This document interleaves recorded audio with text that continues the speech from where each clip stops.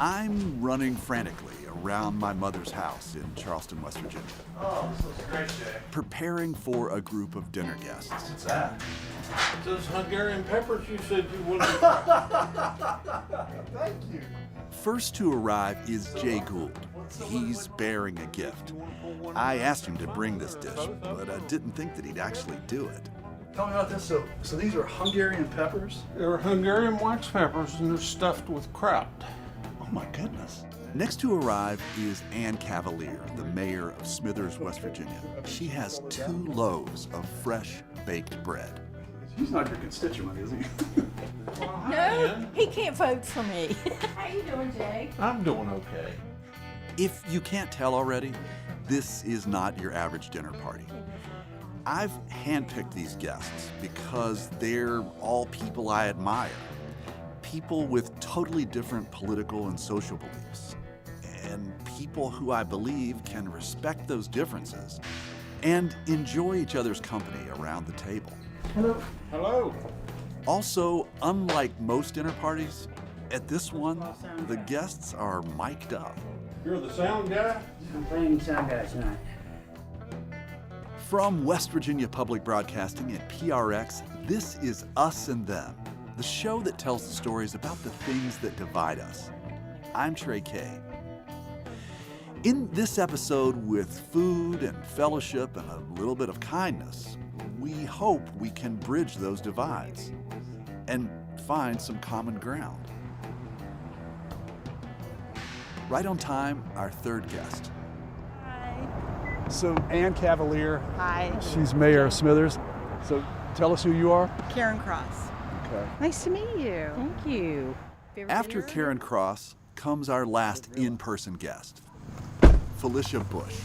Let me grab that. Okay. Hey everybody, Felicia Bush is in the house. We gather around the dinner table in mid-September at my childhood home. We're hosted by my mother, who, I have to add here, is a saint. In fact, she deserves an executive producer credit for providing the main course, the roasted chicken. Right now, let me get us set and get our food set out here, because we're all here. What can we do to help? The guests are here, the food is hot, and now the dinner party can begin. How many dinner parties do you guys have where you have microphones and stuff all Technology. over? Exactly. Yeah, no. This would be my first. Yeah, this is It's sort of surreal gathering like this. You may have noticed that some of these folks already seem to know each other.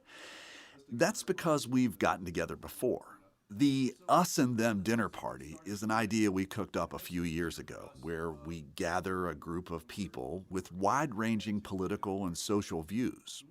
The goal? To talk and listen and understand a little more about each other. What is it like to be together here? It's wonderful. Yeah, it's good to meet everybody in person and see them. Well, I mean, is it weird? Is it strange? Is it? It's a different felt really chemistry. comfortable. Yeah. The reason for this different chemistry is that every other dinner party we've done has been virtual because of COVID-19. And this one, finally, is in person. Well, sort of. And does everybody understand, like, kind of why we're a smaller group today? Mm-hmm. You see, even the best planned event has been upended because we're still in the shadow of the pandemic. We had people who were supposed to be a part of the dinner party who tested positive for COVID today. And we have Sharon Banks, who was supposed to be with us for the first time today, and she brought green beans, but unfortunately we didn't get to enjoy her green beans with her. Sharon, they were delicious. Yes. Yes, very, very good. Can you hear us? I'm so sorry, but I want you guys to be safe and me being responsible, So here we are, sitting down together for a hybrid dinner. Pretty appropriate for the season of life we're in across the planet. And we're about to dive into some heavy topics. But first, introductions. We're going to go around the room, and I would like everybody to kind of say their name and who they are and how they identify from their political worldview. So Felicia, tell us who you are. I'm Felicia Bush. I'm the founder and CEO of Harmony Mental Health. I am a mental health therapist. And politically, I identify as a probably conservative liberal. So I'm fiscally conservative, but I'm definitely a liberal Democrat. I'm Karen Cross, and I'm involved with West Virginians for Life and the National Right to Life. And I identify, I have a mix on my politics, some conservative, some more moderate, depending on the issue. Okay, Ann? I'm a registered Democrat, but that has never dictated for whom I vote, all right? So I like to say that I am a physical conservative. Most of my jobs in life, I've had a lot of budgets to deal with, and so I think I've proven over time I am very fiscally conservative. Socially, I'm compassionate. Okay. And Jay? Jay Gould, I would consider myself a Christian conservative. Sharon, how about you? Okay, I am Sharon Smith Banks, retired from West Virginia State University June of last year. I was the director of academic advising and adjunct professor of speech communications and freshman experience class. I worked on the campus for 31 years. I would like to say that I am a liberal, and I guess it's because of the people that I have worked with over the years, and listening to various ideas and concepts and opinions to formulate that I am a liberal, because I'm able to adapt and adjust and tweak whatever the situation is at that time.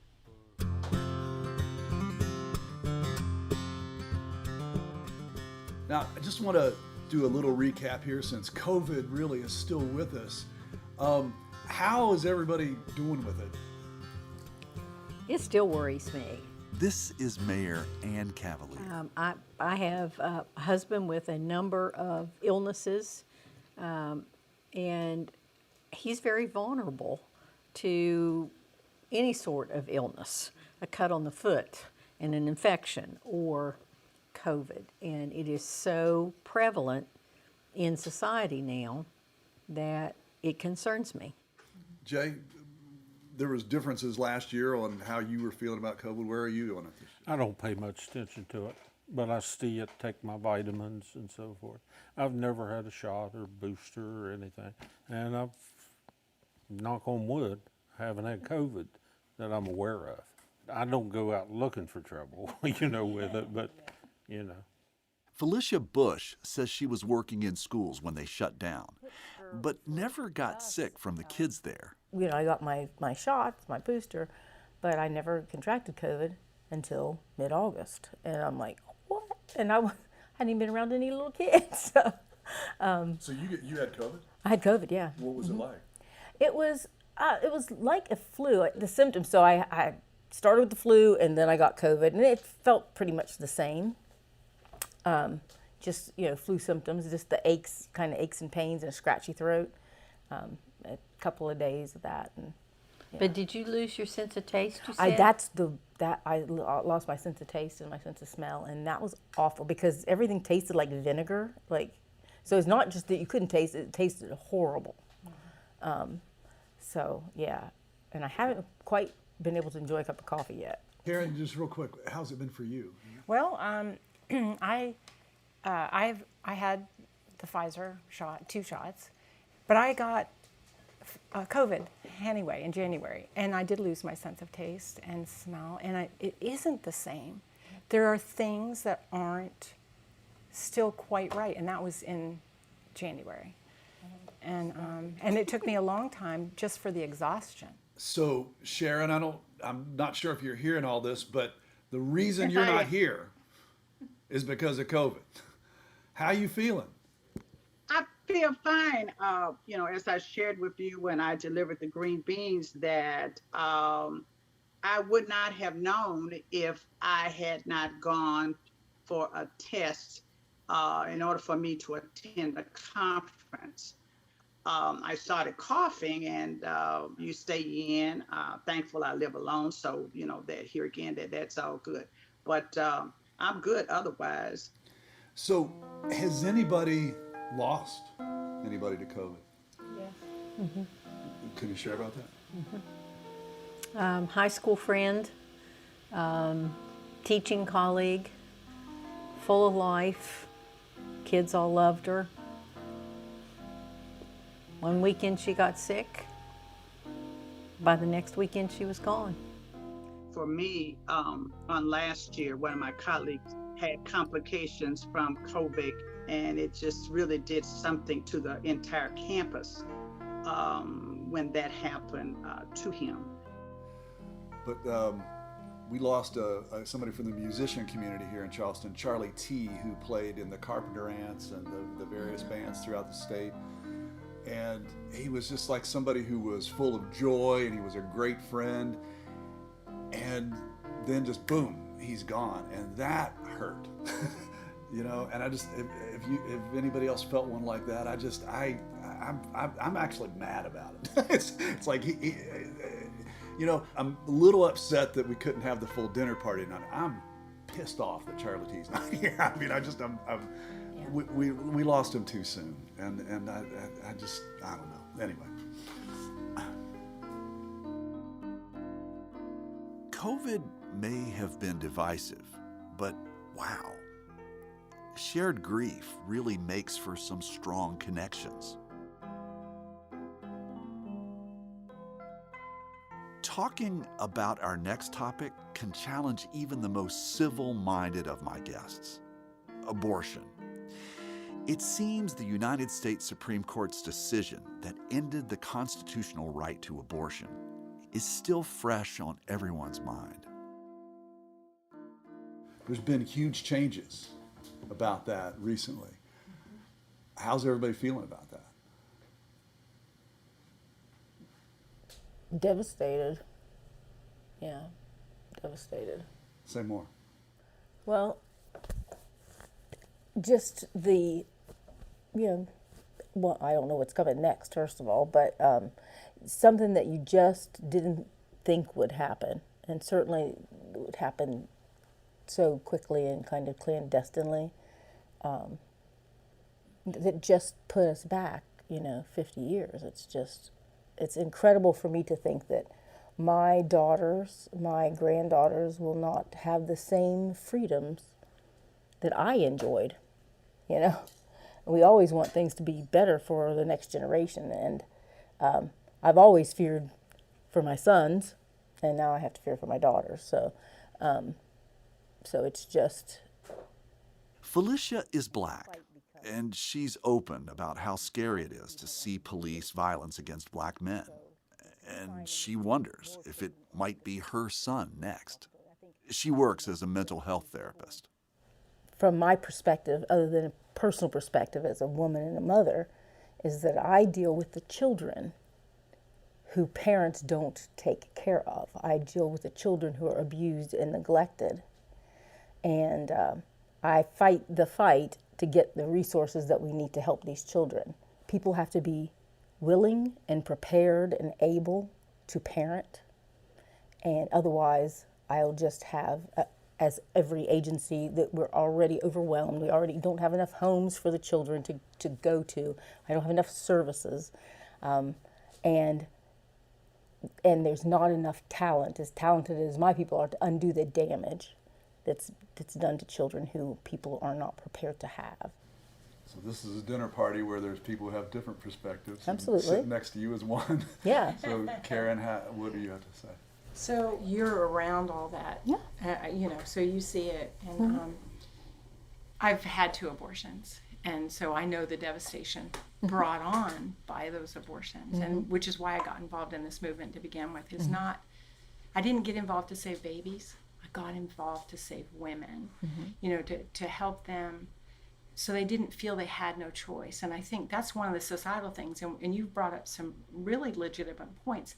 We need to be there as a society for these children, for their mothers, for their families. Absolutely. There shouldn't be a reason like that we can't care for as a compassionate society. We're talking about compassion. You know, I just hate that so many times people are presented with or feel they have no choice but to have an abortion. And there should never be I have no choice but to have an abortion, which is why the pregnancy resource centers are so important. They offer free diapers and formula, while formula is really hard to come by, you know, and you know, they're a helping hand. Sometimes a girl or woman just needs a guiding hand, or, you know, maybe more education, you know, maybe more opportunities for that girl or woman. And I think that we as a society are going to need to come up with some of those resources and some of those, because, like I said, we shouldn't have to feel there is no choice, or that there, Well, that's why I'm pro-choice.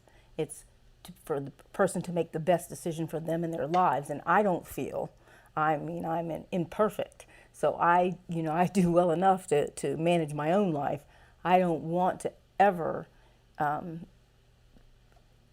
influence the decision someone else makes for their lives. I think that there's like a spirit here of you know, we just broke bread together, and we're trying to talk about things in a way that are not combative. And it seems as though, in a way, Karen, you heard something that Felicia said, that she's making valid points with regard to whether or not we are going to care for these babies. I'm wondering, do you think that is actually going to happen? Do you think that the Hell people... no, absolutely not. I've seen it not happen. This is Felicia Bush. I have seen it not happen. I've seen it been legislated not to happen. I've seen them cut benefits, cut support, cut educational programs, cut mental health services, cut everything when it comes to dealing with somebody who is already here. After Felicia jumps in on that one, Karen responds.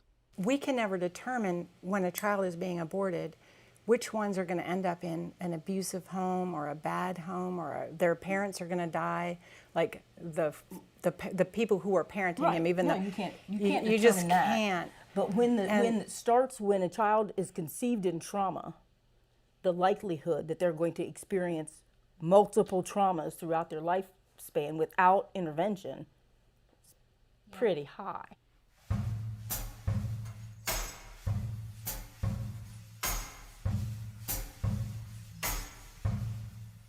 When we held this dinner party earlier in the fall, the West Virginia legislature had just passed a bill that would ban almost all abortions, with some exceptions.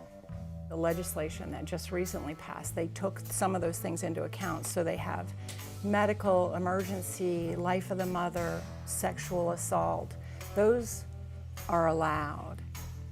Karen and Felicia are both incredibly passionate about this issue, and our conversation goes on for a while. Karen says she's seen women experience trauma after abortion. One sticking point appears to be whether society will truly help women who don't want to have an abortion, but don't feel like they have other options. A lot of times it's their circumstance, and so those are the areas that we can, as a society, help them so that their circumstances. Do you think they will? I'm going to work toward that. I do. Okay, but that gives me an opportunity. I got Ann on the other side of the table here, basically shaking her head no. What do you think? Well, I'll tell you, I'm Catholic and pro-choice. Just listening to your all stories, listening to stories over the 50, 60 years that I've had to listen to them, there's trauma on both ways. There's trauma if you do, there's trauma if you don't. And then we have laws that say, we don't care what the doctor says, we don't care what your parents say, we don't care what the father says, we don't care what anybody says. You can't. Or what you want. Or what you want. You can't. You can't. What upsets me What's the demographic makeup of the legislatures when you look at males and females? What's the demographic makeup of Congress? What's the demographic makeup of courts? I'm telling you, too many times there are males telling females how they have to live their lives. Now, you tell me where the law says, where the Supreme Court, Congress, West Virginia's legislature has said, we are going to hold the fathers as accountable. They will have to pay for the birth. They will have to pay child support. They will have to pay educational expenses. They will have to pay medical expenses. You don't ever hear that. The focus is always on the woman and how she has to suffer and live with the decisions made by a gender that will never be faced with the choice. Jay, where are you on this?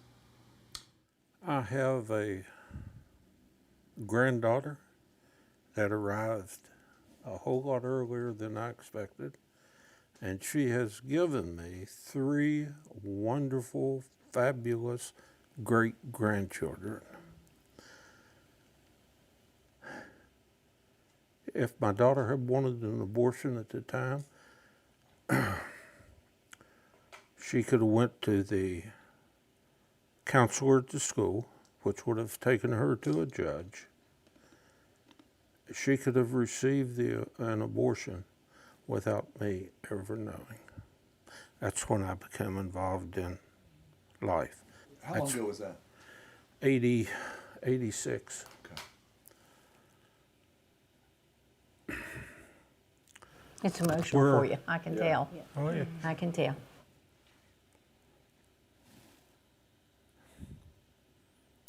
Family that I wouldn't have known.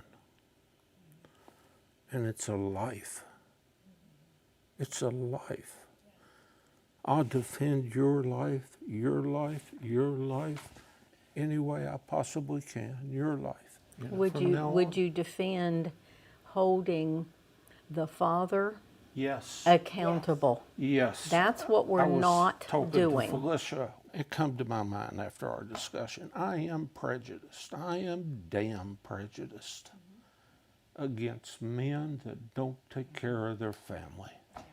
It pisses me off, pardon the French. I like the French.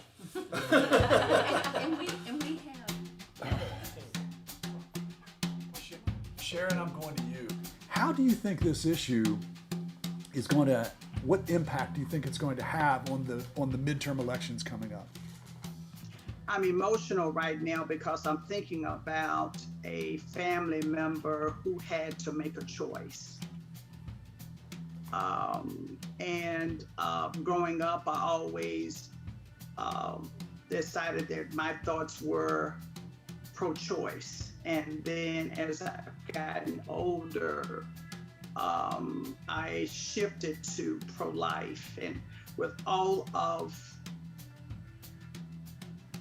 the dialogue about what has occurred now here in West Virginia, I'm just in awe as to how this is going to settle. For me personally, I'm just in awe. One of my relatives had to make that choice to abort. It wasn't here in West Virginia, it was somewhere else.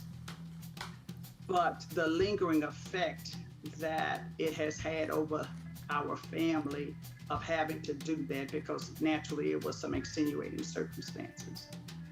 But moving forward with what you ask about what effect it would have on the election, it's going to have a heavy effect either way. You said you were pro-choice before and now you're pro-life. Can you tell me a little bit about how you made that evolution? Well, as when you've dealt with a whole lot of different people on a college campus, and you've listened, you've involved yourselves in people's lives and da da da da da. And I always look at what would I do if it happened to me. I would want the child to come in the world, but if they come, you know, if the baby is delivered and all, how will their life be? As we sit with this topic, there's a tension in the room. It's so emotional for people. And some feel concerned that they may have said the wrong thing. I don't want to offend. You haven't offended. And we don't want to offend. You're here to speak about your opinions. The choice that was made is the choice that was made because that was critical to you. And thank God those children and your daughter had your support. Yeah. I mean, that made all the difference. That made all the difference.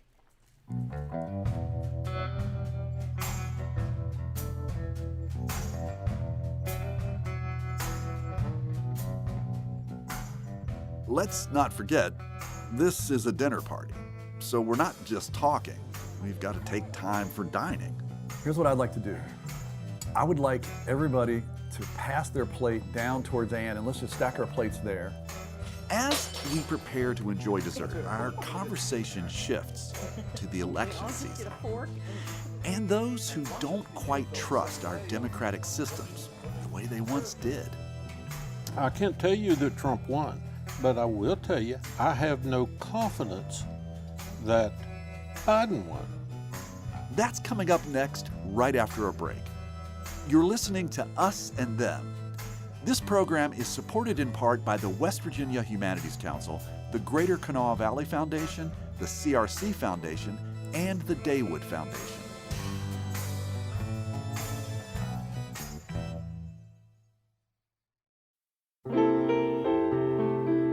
Music lifts us up and brings us together, even when we can't get together in person.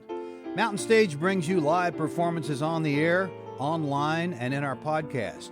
They remind you how it feels to be in a live audience listening to live music. This is Larry Gross, host of Mountain Stage. Find a link to our stations and our podcast online at mountainstage.org.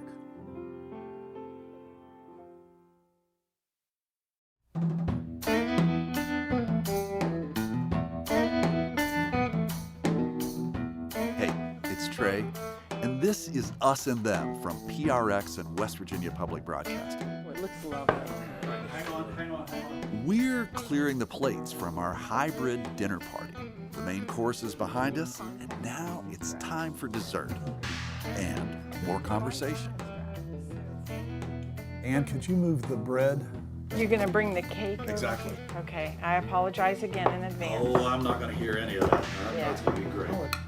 So let's dig in. I just want to taste a little taste, and then I got a question for everybody. Okay. Oh my goodness. Oh, it's delicious. We had our first dinner party right before the 2020 election. Then we had another dinner party right after the 2020 elections. Jay, you at that time talked about how you didn't feel confident in the result of the election. Now, I have to tell you, when you said that, my thought was, well, it's kind of interesting Jay's talking about this now, but this is going to be an issue for about 10 more minutes. It's still going on, ain't It's still going on. And on So- January 6th, you thought what? Maybe I was wrong. And so I guess my question is, what are your thoughts? Let me clarify here. I can't tell you that Trump won. I'm not about to tell you that Trump won. But I will tell you, I have no confidence that Biden won.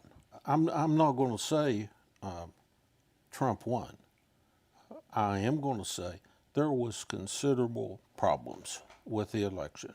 Whether it was enough, I have no idea. Ann's wanted to get in here. I think based on what we know about human nature, we can assume that every election that has ever been held has had some sort of crooked dealings going on. No doubt. What concerns me is we have an election there is a result, but we don't have a peaceful transition of power. That, in my mind, is the greatest threat this democracy has ever faced since the Civil War. I agree. Sharon, how are you feeling about that? I agree with that. I don't want to get into if Trump really won or whatever.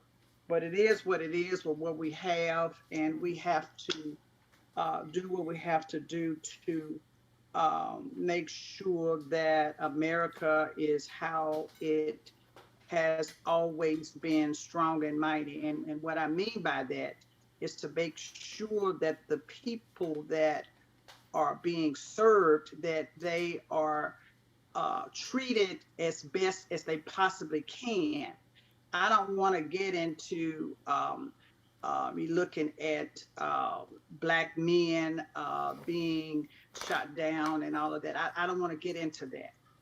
I don't want to get into going back. Are we going back to the civil rights movement? Well, that was what I remember well, because, like I said, I grew up in Nashville, Tennessee. I don't want to do that because that's a personal thing. What I want to be clear is that every citizen here in these United States are being treated fairly, and that everybody has an opportunity to do what they need to do in order to survive.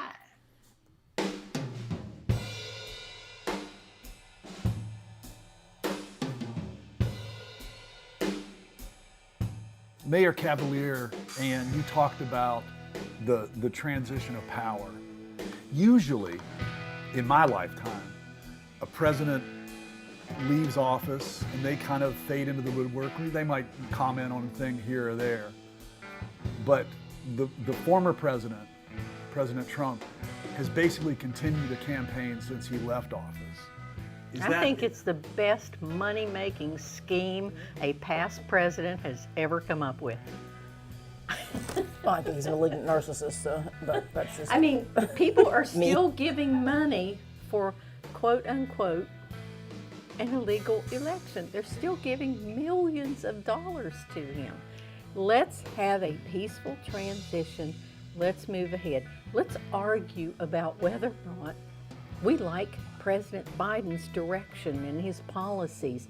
Let's stop talking about what was. David, you want to get in there?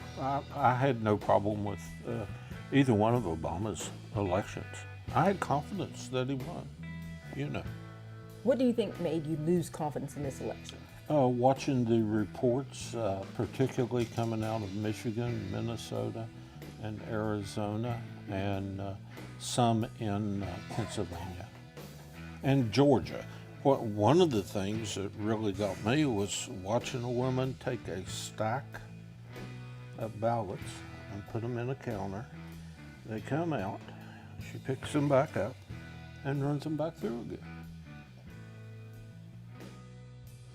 What do you think about the, I think it was about 60 lawsuits, most of which were heard before Trump appointed judges that all came down with, there might have every once in a while been a little discrepancy, but it was never, ever enough to change the election. When it comes to the 2020 election, it's clear there's a big difference in where we're all getting our news and how we're interpreting that news. Now, don't get me wrong, Joe Biden's my president. He's president. There ain't nobody going to remove him. And I wouldn't be in favor of removing him. What I want him to do is clean up the elections. I want to be able to have confidence in them. I knew for sure, or I felt for sure, Obama won both of his elections. I didn't have any doubts about it. I never had any doubts about Bill Clinton. I guess. You know, I ain't going off the deep end here. You know.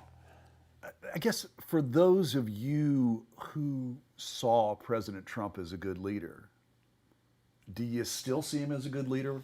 I liked his policies. You liked his policies, but what is happening now with him out of office and not allowing the president to govern.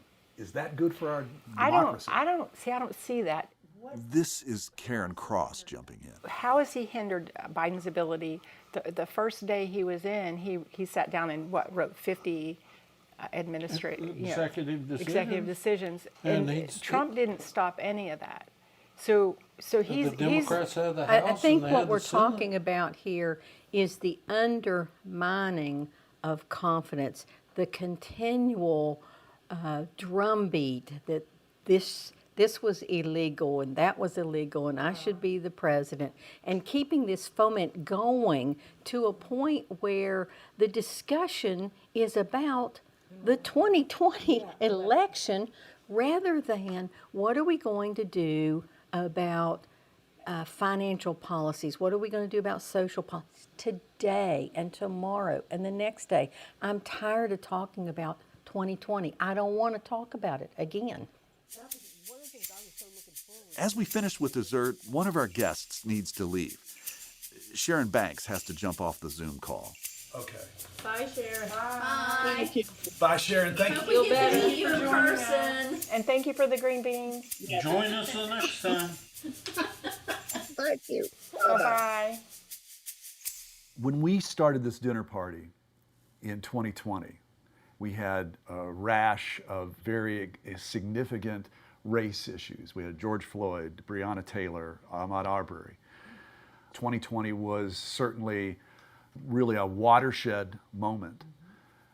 And it seems as though we become very conscious of those things and then it kind of fades back into the background a little bit. So it's something that we've talked a lot about here in the dinner party, but where are we with that now? We hear first from Felicia. Since Sharon had to leave, she's the only person of color here to share her experience. From my perspective, no. I think more than anything, and I think that in terms of efforts being made by law enforcement, et cetera, to improve situations, I think those efforts are there, and I think communities want to be able to respond to that. However, when law enforcement is being undermined on the federal level by Donald Trump and when you try to dismantle whole systems, it's just a bigger thing to worry about. What do you mean dismantle whole systems? It seems to me, since he took office, his goal was to end democracy. For some other goal, like, he wanted people to walk by and salute him like they did, like Putin or all these world leaders who are autocrats who he admires. And so he has attacked every system that holds up democracy. And when you undermine those systems, you're undermining democracy. It goes further. You're undermining communities. So, I don't feel any safer. I feel like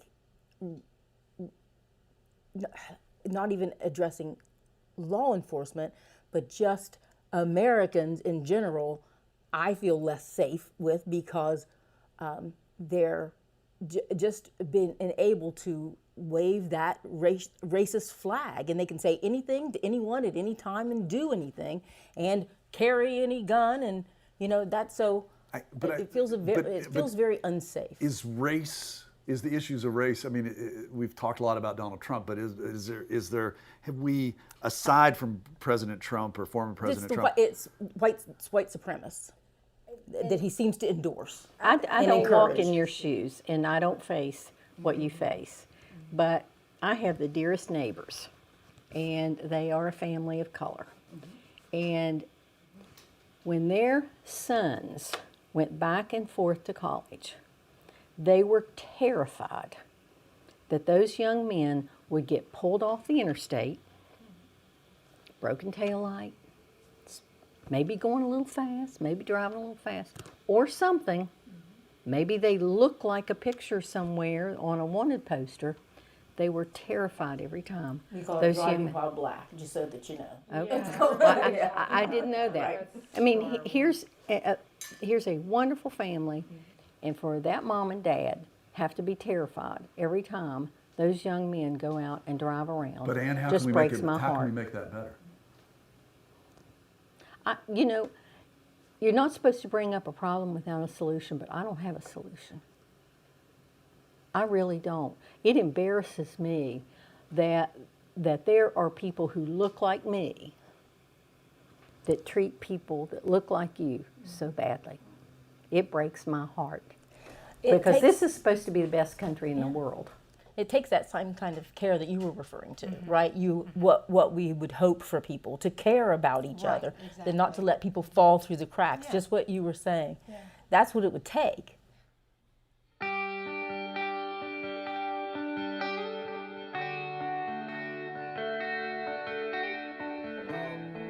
The last time we gathered, we produced a show that aired near Thanksgiving. But I'd kind of like to still end, our conversation about things that we're thankful for. Can we do that? I want to make a little addendum to the question. So, what are things that you're looking forward to, and what are things that you might fear for our country right now? So, Thanksgiving, what are you looking forward to, and what do you fear? You want to start, Felicia? Well, I'm thankful for everything that the good Lord has provided in my life, but I'm thankful that I get to gather with you all in person and experience getting to know who you are, understanding that we have differences, but still being able to root for you when you have successes and say congratulations, and fully understand that we're all coming from our own experiences, but our opinions don't negate anybody else's, and everybody has a right to that. I'm looking forward to,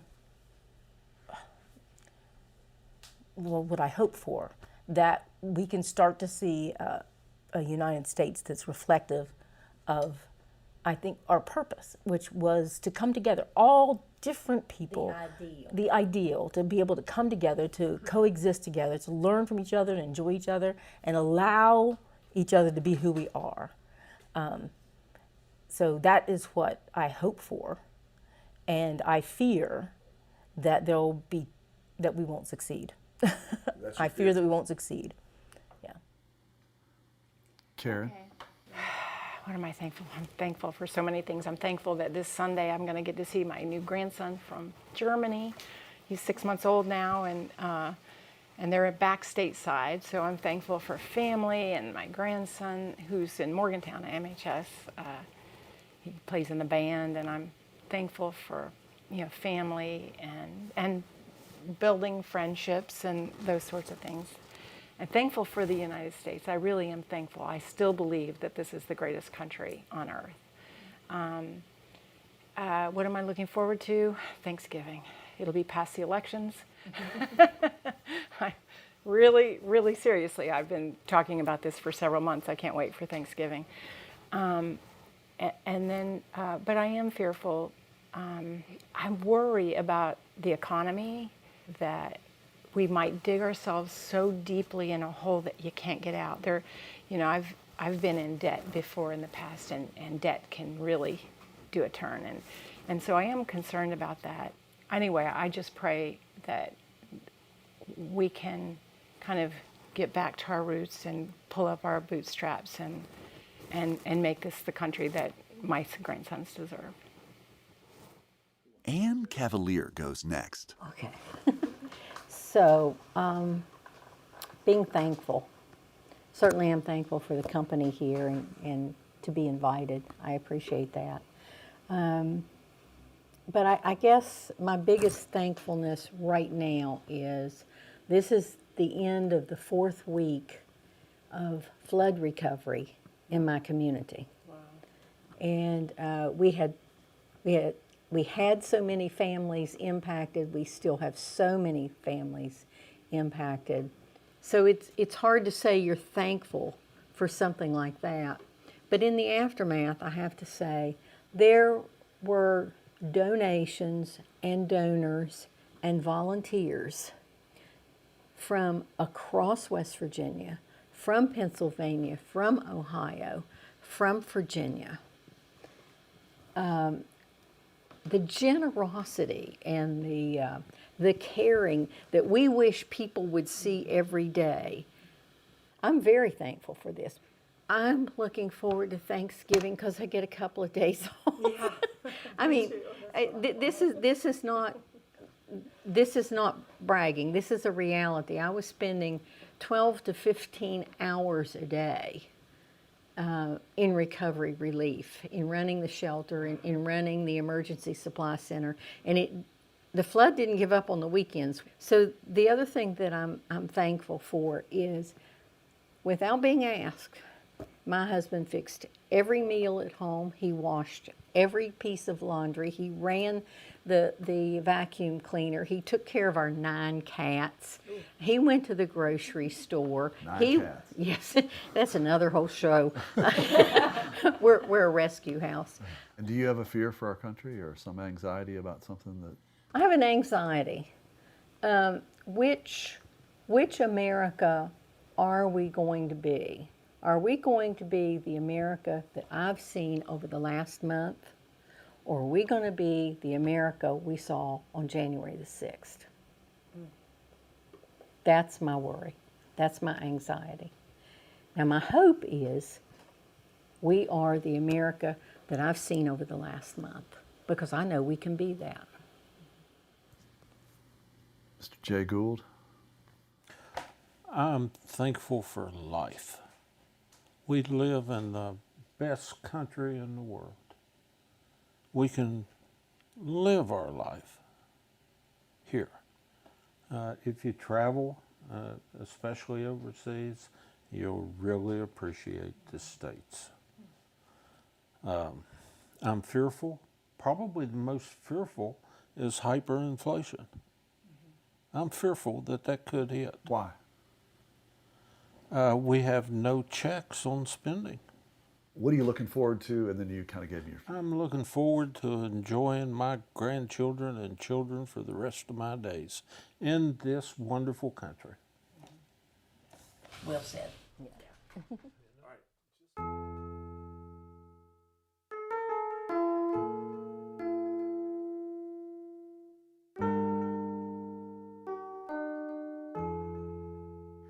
These last few days, just getting ready for this event has been like an obstacle course. And I'm both pleased and disappointed at the same time. I'm disappointed that we didn't get everybody here. You know, and I guess, Jay, all of you guys, because I keep thinking of the first meeting we had, you were the one, you said, I want to get everybody together. We almost did. So we got another thing to shoot for. I hope that you guys will keep coming back to do this if we keep doing it. And I'm just really grateful for this little bit of community that we have. We're almost a 50-50 country, one way or the other, which way you look at it. Myself, the problem is, I don't understand where you come from. You don't understand where I come from. If we meet, if we talk, and we can do that without anger, we'll make progress. And let's do the things we agreed on instead of, well, she's in favor for it, I'm against it. Right. And that's what's going on. Oh, absolutely. Like there can't be any kind of discourse if you don't agree. But you know, we're a two-party system for a reason. Yes. It's the expectation is that so no one gathers too much power, right? So it's supposed to be a handoff, a orderly transition handoff, but it's supposed to be a handoff.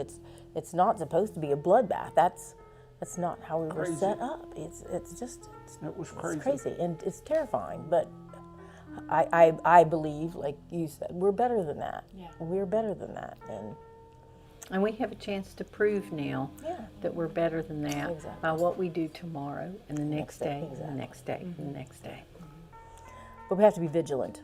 That actually sounded like a really great place to end. So, thanks again.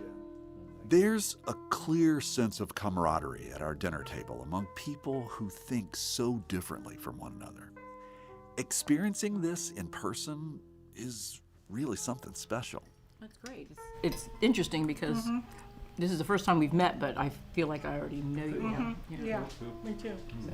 There's also a sense of hope at a gathering like this. We have more in common than we have We're people. differences. Yep. It makes us feel like somehow we're all in it together. I hope you can replicate that this season. At our dinner table, sharing food and conversation helps us really see each other. As we talk and listen, it seems like there's more understanding. And where there's more understanding, we've got a better shot of focusing less on them and more on us.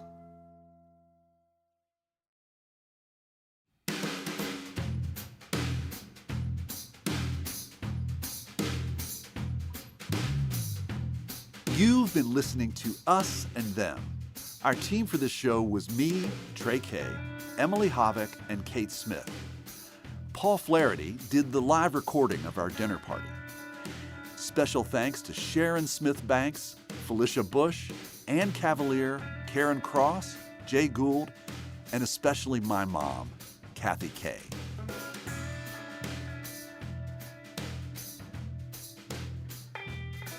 And I'd like to take a moment to acknowledge the contributions of a colleague who recently passed away.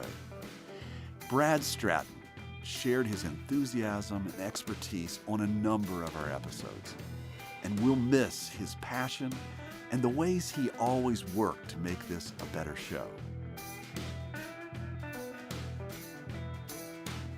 Michael Lipton and Tristam Lozow wrote and performed the Us and Them show music. Mark Lerner designed our logo. The marvelous people at PRX and West Virginia Public Broadcasting make Us and Them possible. So do grants from the Corporation for Public Broadcasting, the West Virginia Humanities Council, the Greater Kanawha Valley Foundation, the CRC Foundation, and the Daywood Foundation. We'd love to hear your thoughts about this episode. Share them with us on our Facebook page or on Twitter at Us Them Podcast. Us and Them was originally developed with assistance from the Mentorship Program at AIR, the Association of Independents in Radio. We'll see you next time on Us and Them. Support for this podcast comes from the Corporation for Public Broadcasting.